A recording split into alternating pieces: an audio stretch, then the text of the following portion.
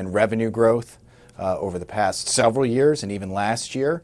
The iPhone 5 will sell well at the beginning of this year. We expect that to slow a little bit as the new gadgets do come out. So there should be something new and interesting for people to get their hands on towards the second half of the year, either iPhone 5S or 6.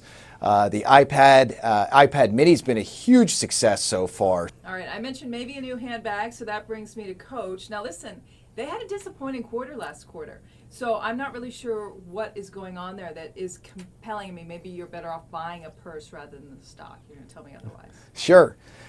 You know, you should buy a purse, but the stock is also a good value, and it's got some room to run to the upside. They've had huge success in China. We expect that to continue.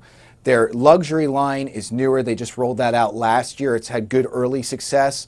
Not a lot of people also know that Reed Krakow, that brand, is also associated with Coach. He's the co-president of Coach and their chief designer of their product. We think they have a very strong product line. Seems like the ladies like it, so we think they'll have good earnings and future growth potential as well. What about Japan? They invested heavily in Japan. They've got this whole unit there. We have the yen weakening. I mean, isn't Japan going to be an issue and a drag going forward for them? Yes, they did invest pretty heavily in Japan. However, they're really focused on the U.S. and Chinese markets currently, and I think that'll help them to do very well. They're also diversifying away from men's and women's handbags. They're going to have a ready-to-wear line. They're going to have shoes coming out.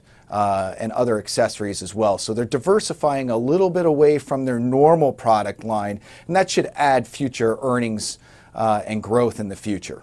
Robert Half International Sure. is one of these companies that's in the employment space.